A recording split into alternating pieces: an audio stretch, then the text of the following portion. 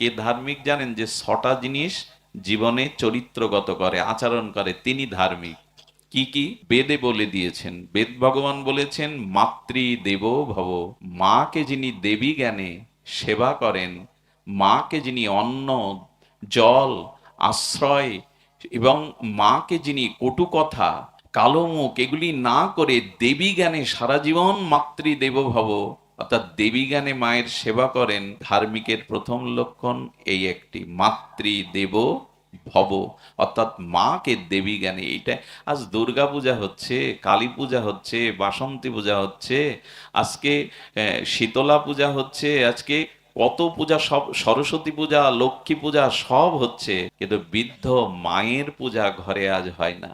আমার মনে হয় বাড়িতে যেদিন অনুষ্ঠান হয়, গুরুদেব আসে, সেদিন শুধু ভগবানের চরণ, গুরুদেবের চরণ না, পিতামাতাকেও আসনে বসিয়ে তাদের চরণ সন্তানের জল করা উচিত, ওটা ধারণ করা উচিত, আরতি করা উচিত। যখন পিতামাতাকে শ্রদ্ধা না করে আজ পর্যন্ত কেউ বড় হয়েছে, একটা দৃষ্টান্ত আমার সামনে আনুন। আমি ব্যাসপীঠ ছেড়ে দিয়ে আপনার বাড়ি চাকরগিরি করবে, একটা দৃষ্টান্ত আমার সামনে আনুন যে পিতামাতার আশীর্বাদ ছাড়া জগতে কেউ বড় হয়েছে। ওই জায়গাটা কেউ কষ্ট দিবেন না, ওই জায়গাটা কেউ চোখের জল ঝরাবেন না, সে বোঝার ভার আপনি বইতে পারবেন না। কিন্তু ওই জায়গাটা শান্ত থাকুন, ওই জায়গাটা নষ্ট করবেন না, তাহলে সব চলে যাবে। ওই জায়গাটা কেউ নিতে পারে না। একটা জিনিস দেখেছেন, পৃথিবীর হৃদয়ে যে অন্যের প্রতি ভালোবাসা, স্নেহ, মমতা, এটা দেখানো যায়? আপনাকে আমি ভালোবাসি, এটা দেখানো যায় মমতাটা? একটু কথা বলুন। মমতা দেখানো যায়, স্নেহটা দেখানো যায়, কিন্তু মা পারে। পৃথিবীতে পিতাও পারে না, একমাত্র মা বুকের যে স্নেহ মমতা ওটা সাকার রূপ দিতে পারে। পৃথিবীতে কারো এ পর্যন্ত পারেননি যে স্নেহ মমতার সাকার রূপ দিতে। বলে কেমন? বলে পিতামাতা সন্তান জন্ম দিয়েছে, পিতার বুকে রক্ত কখনো দুধ হয়? মায়ের স্তনের দুগ্ধটা রক্ত কি করে দুধ হয়ে সন্তানের জীবন বাঁচায়? মায়ের স্নেহটা এত প্রবল, রক্ত দুধ হয়ে সন্তানকে অমৃত দান করে। এটা পিতা পারবে না, কেউ পারবে না পৃথিবীতে। ওই দুগ্ধটাই মায়ের স্নেহের সাকার রূপ।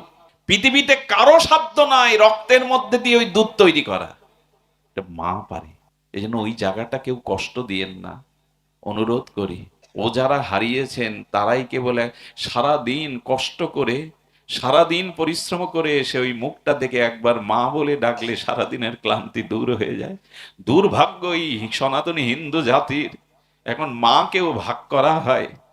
বড় ছেলের বাড়ি 3 মাস, ছোট ছেলের বাড়ি 3 মাস, মা কি ফুটবল যে ভাগ করে খেতে দিতে হবে? বরঞ্চ এ নিয়ে বিচার বসাবেন না, গ্রাম মাতব্বারদের নিয়ে দাবি করে বলবেন ভিক্ষা করে হলেও মা তুমি আমার কাছে থাকো, আমি এক মুঠো ভিক্ষা করে হলেও তোমায় দেব, কিন্তু ভাগ হতে দেব না। আজ পিতামাতাকে ভাগ করে খেতে দেয়া হয়। কি সমাজ কোথায় দাঁড়িয়ে গেছে! সুধীবৃন্দ, ধার্মিক কারা? মাতা পিতাকে দেব দেবী জ্ঞানে যারা সেবা পূজা, তবে পিতার থেকে মা বড়, এই জন্য ওখানে মাতৃদেব ভব বেদ আগে বলেছে, পরে বলেছে পিতৃদেব ভব। পিতা মাতা যদি আলাদা থাকে, আলাদা ঘরে, মানে এই ঘরে মা ওই ঘরে বাবা, আগে মাকে প্রণাম করবেন তারপরে পিতাকে। আর পিতা মাতা এক জায়গায় থাকলে তখন পিতাকে প্রণাম করতে হয়, তাও মায়ের কারণে, কারণ মায়ের গুরুজন হলেন পিতা। এই জন্য মা সম্মানের জন্য ওইখানে মাকে না করে আগে পিতাকে করতে হয়, এক জায়গায় বসে থাকলে। মায়ের স্থান পিতার থেকে অনেক উপরে। এই জন্য মাতৃদেব ভব, পিতৃদেব ভব, পিতামাতাকে দেবদেবী গানে সেবা পূজা আরাধনা, কটুবাক্য না বলা, ইহকাল পরকালে তাদের সেবা করা। আর বলছেন আচার্য দেব ভব, যারা গুরুকে, শ্রেষ্ঠজনকে, গুরুবর্গকে সেবা করেন। অতিথি দেব ভব। এই জন্য ধার্মিকের লক্ষণ জানুন। ধার্মিক মানে শুধু বাইরের পোশাক না, নাচা গাওয়া না। বললেন আচার্য, গুরুবর্গের প্রতি যার শ্রদ্ধা, আর অতিথিকে যিনি নারায়ণ জ্ঞান করেন। আর দুটি লক্ষণ কি? যিনি সত্য পথে চলেন, সৎ কথা বলেন। এই 6টি ধর্মের লক্ষণ বলছেন। এই 6টা আপনার মধ্যে পরিপূর্ণ। আরবি ধার্মিক, কিন্তু আমি ধর্ম করি না। বলে তাহলে কি করো? আমার আদেশ পালন করা। অযোধ্যার সিংহাসনে বসা প্রজাদের বললে না প্রভু, আমি ধর্ম করি না, আমি পরম ধর্ম করি। এই দেখুন লক্ষণের ভাষা। পরম ধর্ম মানে খুব মার্মিক কথা এটা। দেখুন পিতামাতার সেবা করলেন, আচার্যদের সেবা করলেন, অতিথিকে নারায়ণ জ্ঞান করলেন, সত্য কথা বললেন, সত্যং বদ ধর্মং চর, ধর্মপথে চললেন আপনি ধার্মিক, কিন্তু যদি ভগবানের চরণে সেবা না করেন, ভগবানের ভজন না করেন, পরম ধার্মিক আপনি নন। এ খুব রহস্যময় কথা। ধর্ম এবং পরম ধর্ম, ধর্ম এবং পরম মানে শ্রেষ্ঠ। বললেন পিতামাতার সেবা করা আপনি করেছেন, আপনি মায়ের আজ্ঞা পালনের জন্য বনবাসে যাচ্ছেন, পিতৃসত্রের জন্য বনবাসে যাচ্ছেন, সত্য রক্ষার জন্য যাচ্ছেন, আপনি ধার্মিক। কিন্তু প্রভু আমি পরম ধর্ম করি, আমি ধর্ম করি না। বলে সেই পরম ধর্মটা কি? বলে পরম ধর্ম হলো শ্রী ভগবানের চরণে নিজের দেহ মনকে সেবায় সমর্পণ করাই হলো পরম ধর্ম।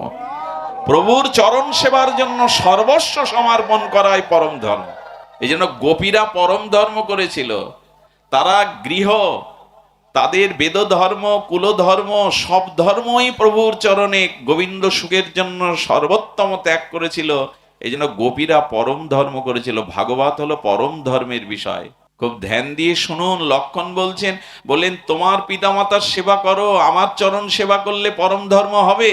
রামচন্দ্র ভগবানের এই বাণীতে বলেছেন, প্রভু একটা প্রশ্নের উত্তর দিন, আপনারাও শুনুন, বড় মার্মিক কথা। বললেন একটা প্রশ্নের উত্তর দিন। বৃক্ষের শাখা পোশাকায় জল ঢাললে শাখা পোষাবা শীতল হয় বটে, কিন্তু শাখা পোশাকা জল ঢাললেই ফল ফুল হয় না। জল কোথায় ঢালতে হয়? গোড়াতে। যথা তরমূলং নিষেচনং, অর্থাৎ তরু মূলে জল ঢালতে হয়, শাখা পোশাকা আলাদা করে। আর শোনো প্রভু, পিতামাতার সেবা করে কেউ পিতামাতার ঋণ শোধ করতে পারবে না। আমি অনুরোধ করি, কেউ যদি বলেন মায়ের জন্য টিভি কিনে দিয়েছি, দোতলা ঘর কিনে দিয়েছি, 10-12টা শাড়ি কিনে দিয়েছি, যা খেতে চাই দিয়েছে, আমার মা ঋণ শোধ, খবরদার।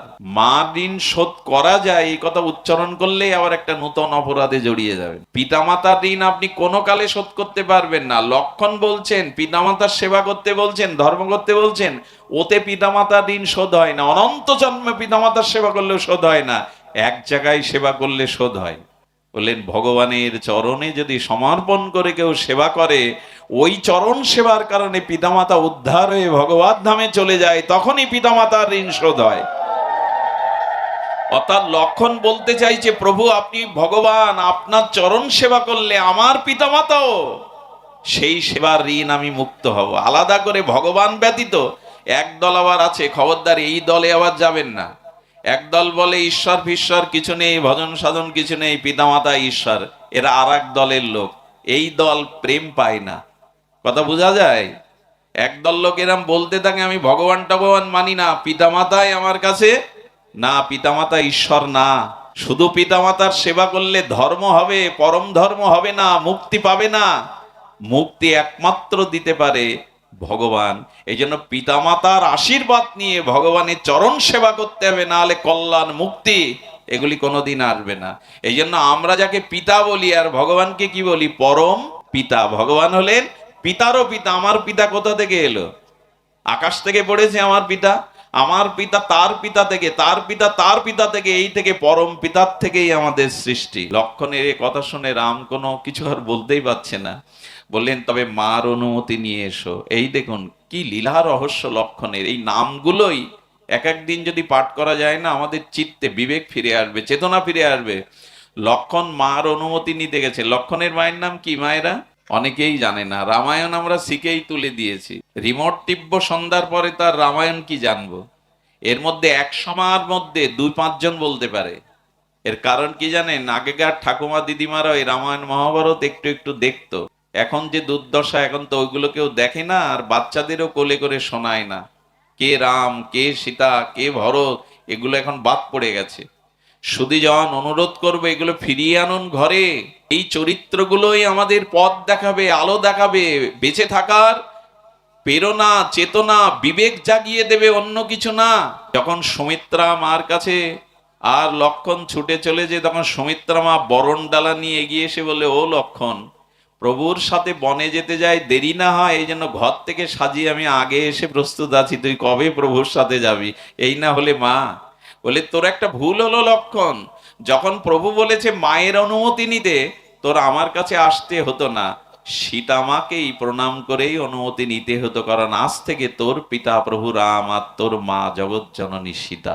নিজের গর্ভধারিণী মাই বলছেন। লক্ষণকে, যার সমস্ত লক্ষ্য প্রভুর চরণ সেবা, প্রভুর চরণ, একমাত্র যার লক্ষ্য প্রভুর চরণ সেবা, এই লক্ষণেই হলো লক্ষ্মণ। 14 বছর ভালো করে ঘুমাননি, প্রভুকে শয়নি দিয়ে তার চরণ সেবা করতেন। একটা জিনিস বলি, ভাইয়ের সাথে শত্রুতাটা যত সম্ভব না করাই ভালো। এ পৃথিবীতে দিন শেষে, বিপদের শেষে ওই ভাইকেই পাওয়া যায়, কিন্তু আজ আজ আর কোথায়। আজ সব থেকে বড় শত্রু হয়ে গেছে ভাই। কারণ কি জানেন, মানুষ এখন বড় ভাইয়ের উপদেশ দেয় না, নেয় না, শালার উপদেশ নেয়।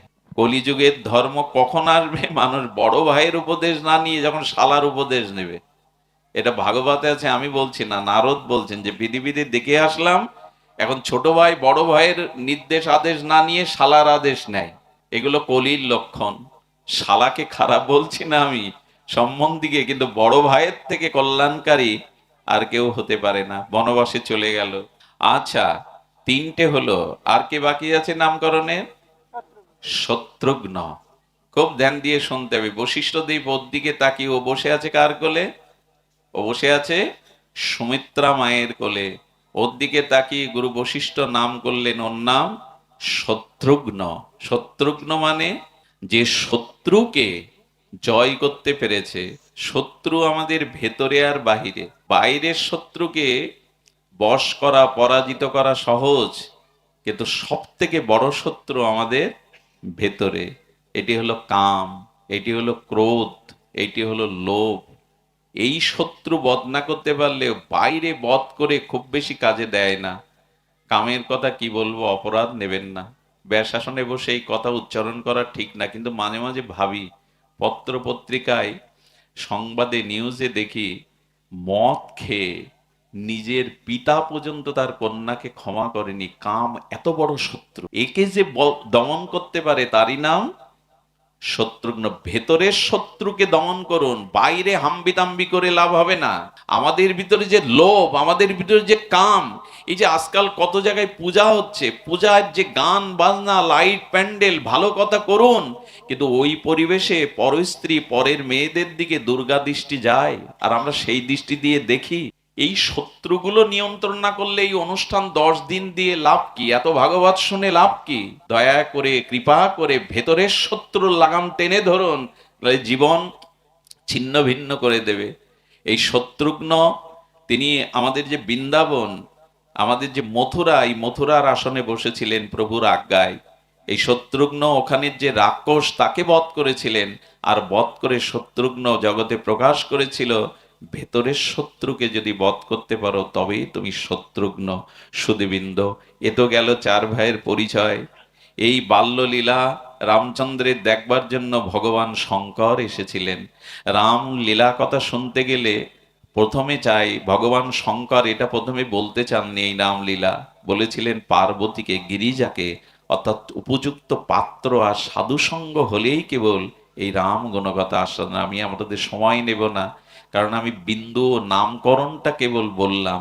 এর পরের প্রভুর সামান্য একটু কথা বলেই বিশ্রাম করছি।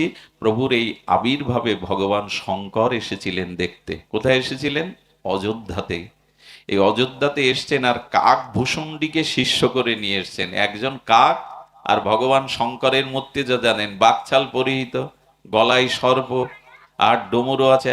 আচ্ছা, এই দশায় কৌশল্যা মা শিব ঠাকুরের কোলে দেবে তো? ছোট শিশু দেবে তো? সাপ ফসফস করছে, বাঘের ছাল পরা, ডমরু হাতে, ত্রিশূল হাতে, আরে দেখলেই তো ভয়ে পালাবে। কাক ভূষুণ্ডি হলো 27 কল্প পরমায়ু। ব্রহ্মা 27 বার মরবে, জন্মাবে, ততটা পরমায়ু কাক ভূষুণ্ডির। ওনাই ভগবান শিবের শিষ্য। এসে পার্বতীকে বলছে, পার্বতী আমি একটা জিনিস চুরি করেছি, তোমাকে পরে বলবো। পার্বতীকে না জানিয়ে ভগবান শিব দেখতে এসছেন, আমার প্রভু শিশু রূপে অবতীর্ণ হয়েছে, কেমন তার রূপ। এটা বলে আমি পাঠ রাখবো, মায়ের একটু লক্ষ্য করে শোনো, যেন অলসতা না আসে। ভগবান শিব আর কি করেছেন, কাকভূষণ্ডী বললেন, দেখো এই রূপে গেলে হবে না। তা কাকভূষণ্ডীকে বলছেন, আচ্ছা কি করি বলো তো? কাকভূষণ্ডীও তো ব্রহ্মজ্ঞ। তিনি বলছেন, এক কাজ করুন, আপনি জ্যোতিষীর রূপ ধরুন। কারণ আপনার অঙ্গে যা যা আছে অর্ধেক জ্যোতিষীর। ওই যে হাড়ের মালা টালা এইসব দেখলে বড় জ্যোতিষী ভাববে। আর আমি আপনার শিষ্য রূপ নেই, আমি ওই অযোধ্যার আর চক্রবর্তী সম্রাট দশরথের রাজ্যের ওই গিয়ে ঢেড়ি পিটায় যে কাশী থেকে ভগবান শিবের বরে বলেন একজন ত্রিকালজ্ঞ জ্যোতিষী এসেছে, এই কথা শুনে যদি প্রভুকে দেখাবার জন্য কৌশল আপনাকে ডাকে, আর এই কৌশল করলে ভগবান শঙ্কর ওই আর্ধেক যা ছিল আর একটু বদলিয়ে, আর এই কাকভূষণী শিষ্য বলছে, শোনো শোনো নগরবাসী, অযোধ্যাবাসী, কৈলা ভগবান শিবের কাশী থেকে এক ত্রিকালজ্ঞ জ্যোতিষ এসেছেন, যাকে দেখলেই তিনি ত্রিকাল বলে দিতে পারেন। এ কথাটা যাতে অন্দরমহলে চলে যায়, জোরে জোরে বলছেন। এই কৌশল্যা বলছেন, আমার রামের হাত আমি দেখাবো, আমার রামের ভবিষ্যৎ আমি জানতে চাই। মায়ের মন তো, তাড়াতাড়ি দাসীকে পাঠিয়ে বলছে নিয়ে এসে তো। এই যখন সংবাদ দিয়েছে বাহির বাড়িতে যাওয়ার সময়, তখন কাকভূষণীকে বলছেন, আচ্ছা তোমাদের সেই ত্রিকালজ্ঞ জ্যোতিষী কই? বললে এই তো পেছনে দাঁড়িয়ে। বলে উনি আসুন, উনি আসুন, এখানে দ্বিতীয় জন কেউ অন্দরমহলে ঢুকতে পারবে না। শিব ঠাকুর তখন বলছেন, আরে আমি তো জ্যোতিষী, ও আমার, আরে ও আমার তো সেবক, ও তেমন কিছু জানে না, ওকে রেখে যেতে। বললেন প্রভু, হাড়ে হাটে কিন্তু হাড়ি ভেঙে দেবো আমি। আরে আমি দেখতে এলাম তোমার হয়ে, আর আমাকে নিয়ে যাবে না? এই প্রভু তখন বলছেন, হ্যাঁ, যে দাসী এসে বলছেন একজনের প্রবেশ অধিকার। আসলে ঘটনা কি জানেন, মাতা পার্বতীকে ফাঁকি দিয়ে প্রভুকে দেখতে আসছেন শঙ্কর, কিন্তু পার্বতীও কি কম জানেন, উনি ওনার আগে এসে দাসী রূপে বসেছেন কৌশল্যার ঘরে। উনি গিয়ে বলছেন একজনের আসবার অনুমতি, দুইজন আসতে পারবে না। কাকভূষণীর উপর রাগ হয়েছে, প্রভু ওনাকে না এনে বলে, দেখুন হাত দেখতে গেলে একটু আনুষঙ্গিক একজন তো লাগে, ওকে প্রয়োজন। এই যে এই গেছে, আর কৌশল্যা মা প্রণাম করেছেন। যেই রামচন্দ্রকে কৌশল্যার কোলে লেগেছেন, দিব্য চন্দ্রের জ্যোতি, কোটি চন্দ্র প্রভা উজ্জ্বল জ্যোতি কিরণে, প্রভুকে দেখেই ভগবান শঙ্করের চোখে জল এসে গেছে। প্রভু এই রূপে জগতে এসেছো, শিশু রূপে, এই অনন্ত ব্রহ্মাণ্ডের কুল মালিক তুমি, এই শিশু রূপে সরল রূপে খেলছে। যেই না ভগবান শঙ্কর ওই দিকে তাকিয়েছে, তখন রামচন্দ্র কাঁদছেন, শঙ্কর ওই রূপ দেখে হাসছে। আচ্ছা, রাম কাঁদছেন কেন? কাঁদছেন প্রিয় ভক্তের কোলে যাওয়ার জন্যই কাঁদছেন। বড় প্রিয় তো, ভক্তের কোলে ওঠার জন্য প্রভু কাঁদছেন। এই যেই কাঁদছেন, সেই কৌশল্যা করলেন কি, আর শিবরূপে সেই জ্যোতিষীর কোলে দিয়ে দিলেন। যেই দিলেন, সেই দুই দৃশ্য ঘটে গেল। এখন রাম হাসছে আর শিব কাঁদছেন।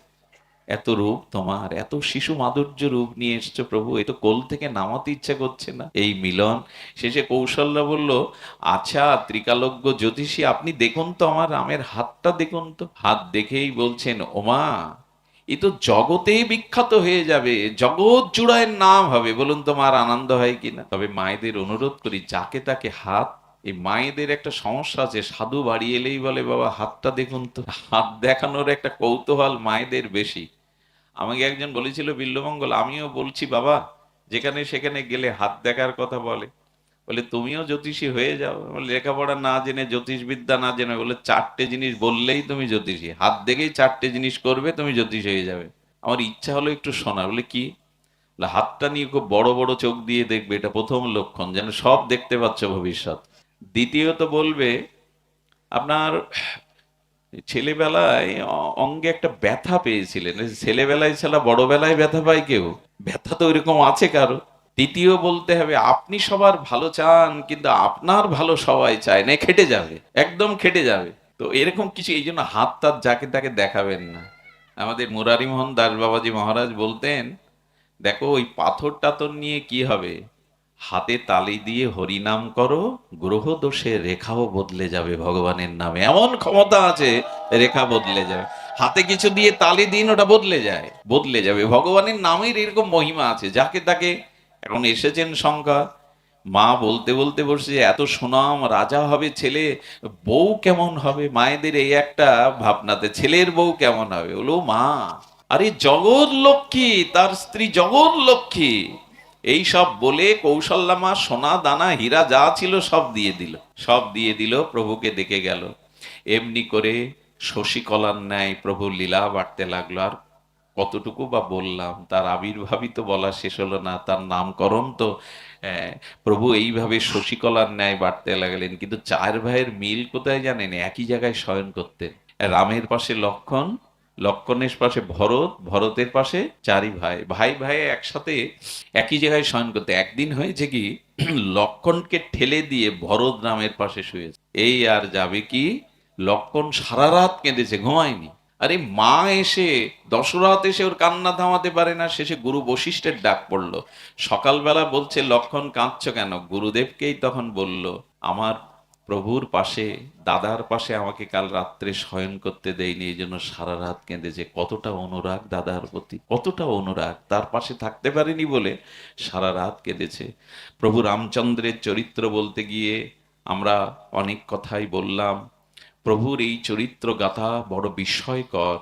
আপনারা জানেন যে প্রভু এমনি করে তিনি শিক্ষা গ্রহণ করেছিলেন।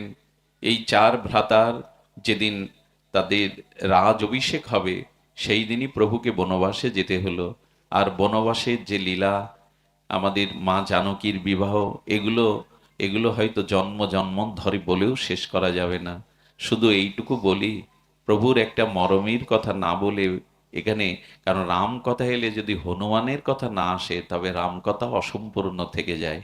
কারণ হনুমান ব্যতীত রামচন্দ্র পরিপূর্ণ নন, ভক্ত ছাড়া ভগবান পরিপূর্ণ নন।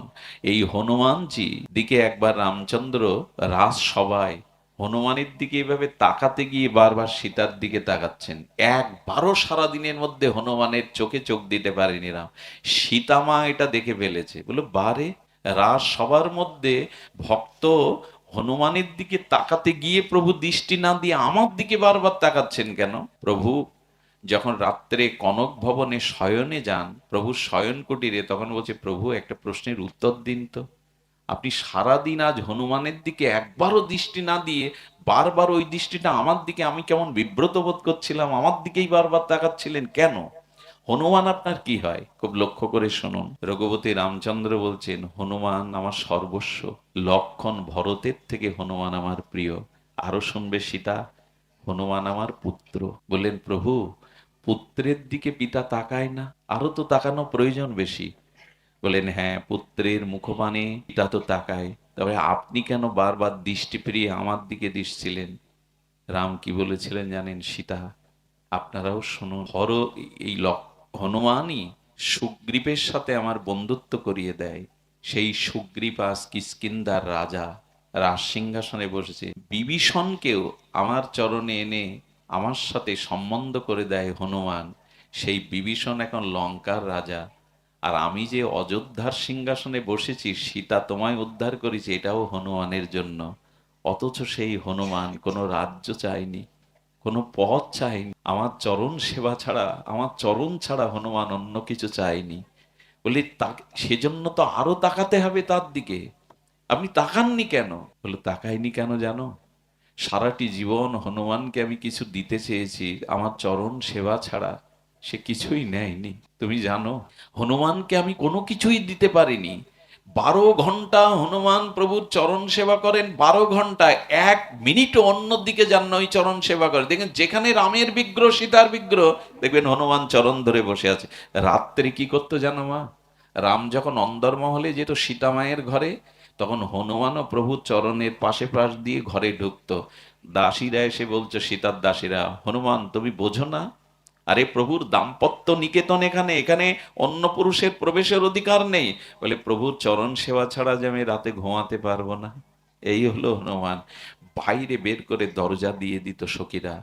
রাম প্রভাতে স্নান করতে যাওয়ার সময় দরজা খুলে দেখে ওইখানেই বসে বসে হনুমান কাঁদছে। বলেন, প্রভু তোমার চরণ ছাড়া তো থাকতে পারি না, তোমার চরণ সেবা না করে তো ভালো লাগে না। এমন কিছু উপায় করো যাতে রাতেও আমি তোমার সেবা করতে পারি, বলুন তো। সীতা ডেকে বলল, হনুমান তুমি পুত্র, তোমার বোঝা উচিত এখানে তোমার প্রভু আর আমার কিছু প্রিয় সখী ছাড়া এই কনক ভবনে কোনো পুরুষের এটা তুমি বোঝো না? হনুমান সরজ নদীতে গিয়ে কাঁদতো, হে সরজ দেবতা, তুমি পারো না রাতেও যাতে আমি প্রভুর সেবা করতে পারি? হনুমানের বিরহ অশ্রু ওই সরজ নদীর তীরে পড়ে তপ্ত হয়ে গেছিল। সরজ দেবতা প্রকাট হয়ে বললেন, হনুমান আমি তোমাকে বর দিচ্ছি, চম্পক মঞ্জুরি সখী হয়ে তুমি সীতামার নিজ সখী হয়ে রাতে কাটাতে পারবে ওখানে প্রভুর সেবার জন্য। 24 ঘন্টাই সেবা করতো। হনুমানের প্রেম কেমন জানে, সীতামা সিটিতে একদিন সিঁদুর দিচ্ছে, হনুমানের পবনপুত্র তো ক্ষুধা সহ্য করতে পারত না, মা জানকীকে এসে বলছে, মা বড় ক্ষুধা, কিছু খেতে দাও। জানকী মা বলছেন, এই সিঁদুরটা পরা হয়ে গেলেই তোমাকে খেতে দেবো বাবা, একটু অপেক্ষা করো। মা, এই সিঁদুরটা প্রতিদিন এত যত্ন করে মনোযোগ দিয়ে শ্রদ্ধার সহিত দাও কেন? বলে, এই চিলতে পরিমাণ শীতেতে সিঁদুর দিলে তোর প্রভু আনন্দ পাবে, তোর প্রভু দীর্ঘ আয়ু হবে। হনুমান আর নেই, খাওয়া দাওয়া আর নেই, পুরো মাথায় তখন তো এই কেমিক্যালের কৌটার সিঁদুর না, সিন্দুর পর্বতে গিয়ে সমস্ত মাথায় সিঁদুর মেখে রাজসভায় এসে হাজির। হনুমানের মাথা ভর্তি সিঁদুর দেখে মন্ত্রীরা হেসে উঠেছে, প্রভু এরকম পাগল আপনার চরণ সেবা করে? আরে দেখেন, সিঁদুর মেখে এসছে। রাম সব মন্ত্রীদের থামালেন, থামিয়ে বললেন, ওকে বলতে দাও কেন সিঁদুর মেখেছে। হনুমান, এটা রাজসভা, তুমি মাথা ভর্তি সিঁদুর মেখে কেন এসেছো? প্রভু, মা প্রতিদিন সিঁথিতে সিঁদুর দেয়, এই সিঁদুর দিলে তোমার নাকি আয়ু বৃদ্ধি হয়, তুমি নাকি আনন্দ পাও, তাই তুমি যাতে আমায় ছেড়ে কোনো কালে না যাও, তোমার যাতে আনন্দ হয়, তা আমি সংকল্প করেছি প্রতিদিন মাথা ভর্তি আমিও সিঁদুর মাখবো, যাতে তোমার আনন্দ হয়, তুমি যাতে চিরদিন আমার কাছে থাকো।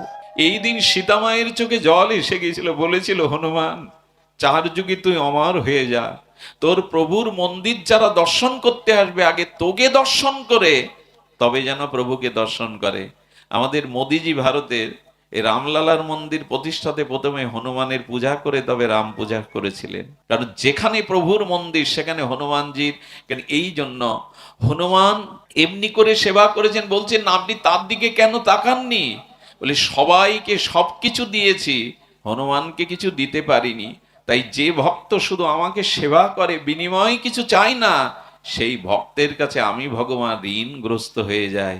আচ্ছা, যার কাছে আপনি ঋণী, তার চোখে চোখ দিয়ে কথা বলতে পারেন সব সময়, না মাথাটা একটু নত হয়? নত হয় কি না?